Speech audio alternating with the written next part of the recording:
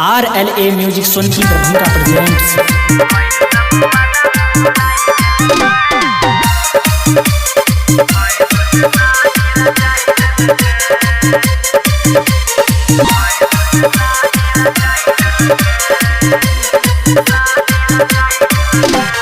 छोटू के आरती भुलाई दिलक,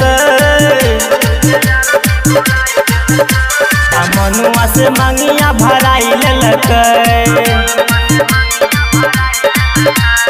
छोटू के आरती भुलाई दिलक, मनुआ से मंगिया भराई लेलक।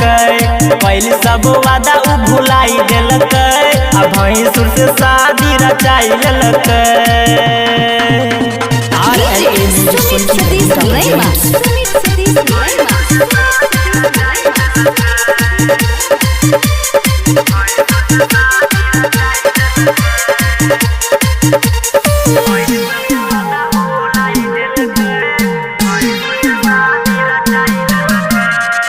दुख भरल कहानी हो, आँख से गिर जत पानी हो।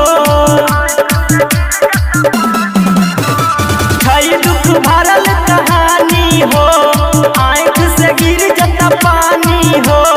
भाई बाप के जेल भेजा के भैंसुर से केलक शादी हो। छोटू के आरती भुलाई दिलक, मनुआ से मंगिया भराई लेलक। कैल सब वादा उ भुलाई दिलक, भैंसुर से शादी रचाई लेलक।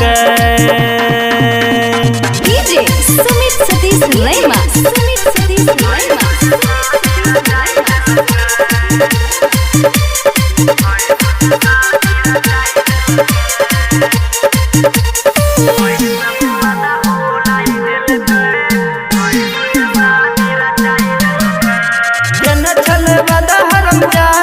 हो करबन कहियो शादी हो, केने छले बदहर जादी हो। करबन कहियो शादी हो, 5 महीना न बीतल हो, भैंसुर से केलक शादी हो।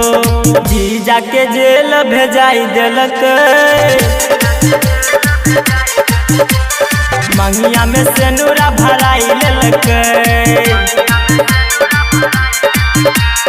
छोटू के आरती भुलाई दिलक, मनुआ से मंगिया भराई लेलक।